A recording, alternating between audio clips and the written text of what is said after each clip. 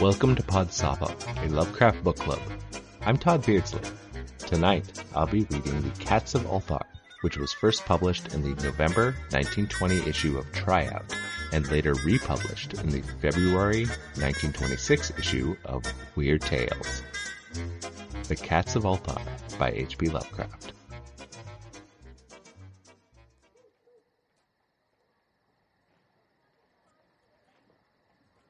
It is said that in Ulthar, which lies beyond the river Sky, no man may kill a cat, and this I can verily believe as I gaze upon him who sitteth purring before the fire.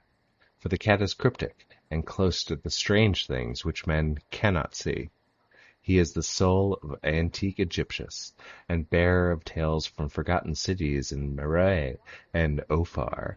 He is kin to the jungle's lords, and heirs to the secret of hoary and sinister Africa.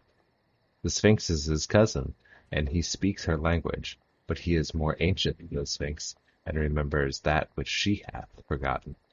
In Ulthar, before ever the burgesses forbade the killing of cats, there dwelt an old cotter and his wife, who delighted to trap and slay the cats of their neighbors.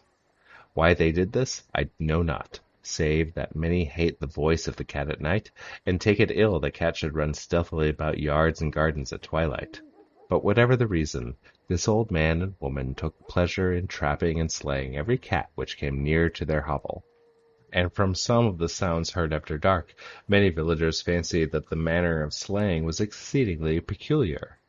But the villagers did not discuss such things with the old man and his wife, because of the habitual expression on the withered faces of the two, and because their cottage was so small and so darkly hidden under the spreading oaks at the back of the neglected yard.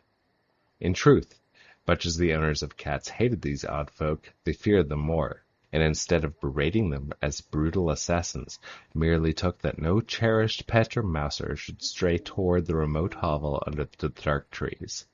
When through some unavoidable oversight some cat was missed, the sounds heard after dark, the loser would lament impotently, or console himself by thanking fate that it was not one of his children who had vanished. For the people of Ulthar were simple, and knew not whence it is all cats first came. One day the caravan of strange wanderers from the south entered the narrow cobbled streets of Ulthar. Dark wanderers they were, and unlike other roving folk who passed through the village twice a year. In the marketplace they told fortunes for silver, and bought gay beads from the merchants. What was the land these wanderers could not tell, but it was seen they were given to strange prayers, and they had painted on the sides of their wagons strange figures with human bodies, and the heads of cats, hawks, rams, and lions. And the leader of the caravan wore a headdress with 2 horns and a curious disc betwixt the horns. There was in this singular caravan a little boy with no father or mother, but only a tiny black kitten to cherish. The plague had not been kind to him, yet had left him this small furry thing to mitigate his sorrow. And when one is very young, one can find great relief in the lively antics of a black kitten. So the boy, whom the dark people called Menez, smiled more often than he wept as he sat playing with his graceful kitten on the steps of an oddly painted wagon. On the 3rd morning of the wanderer's stay in Ulthar, Menez could not find his kitten, and as he sobbed aloud in the marketplace, certain villagers told him of the old man and his wife, and of sounds heard in the night. And when he heard these things, his sobbing gave place to meditation, and finally to prayer. He stretched his arms toward the sun and prayed in a tongue no villager could understand, though indeed the villagers did not try very hard to understand, since their attention was mostly taken up by the sky and the odd shapes the clouds were assuming. It was very peculiar, but as the little boy uttered his petition, there seemed to form overhead the shadowy, nebulous figures of exotic things, of hybrid creatures crowned with horn-flanked discs. Nature was full of such illusions to impress the imaginative. That night the wanderers left Ulthar, and were never seen again, and the householders were troubled when they noticed that in all the village there was not a cat to be found. From each hearth the familiar cat had vanished, cats large and small, black, gray, striped, yellow, and white. Old Cranon, the burgomaster, swore that the dark folk had taken the cats away in revenge for the killing of Mensa's kitten, and cursed the caravan and the little boy. But Nith, the lean notary, declared that the old cotter and his wife were more likely persons to suspect, for their hatred of cats was notorious and increasingly bold. Still, no durst complain of the sinister couple, even when little Atul, the innkeeper's son, vowed that he had at twilight seen all the cats of Ulthar in that accursed yard under the trees, pacing very slowly and solemnly in a circle around the cottage, two abreast, as if in some performance of some unheard-of rite of beasts.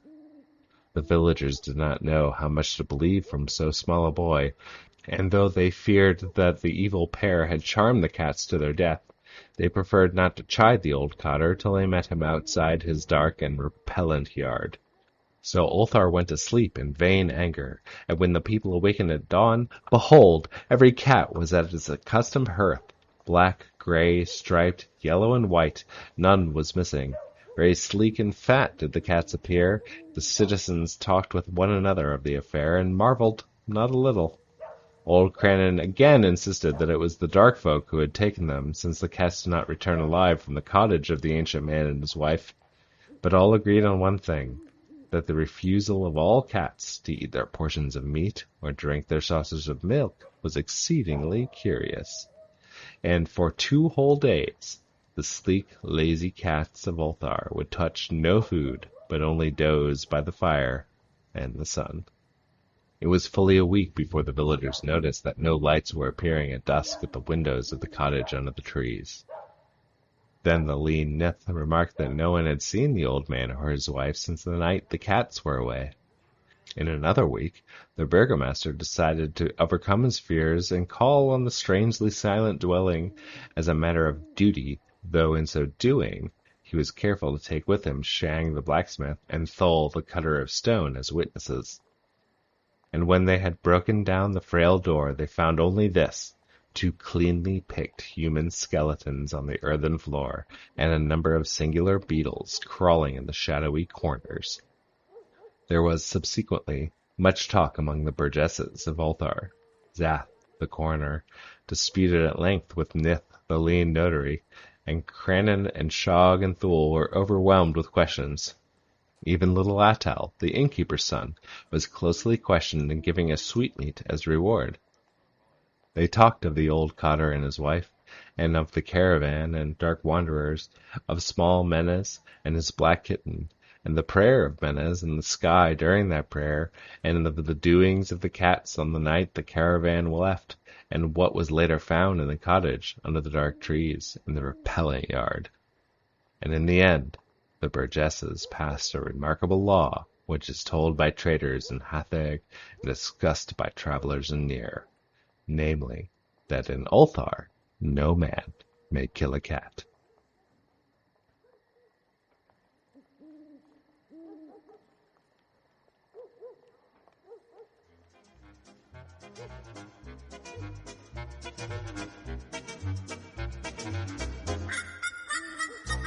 This has been The Cats of Ulthar by H.P. Lovecraft, read by me, Todd Beardsley.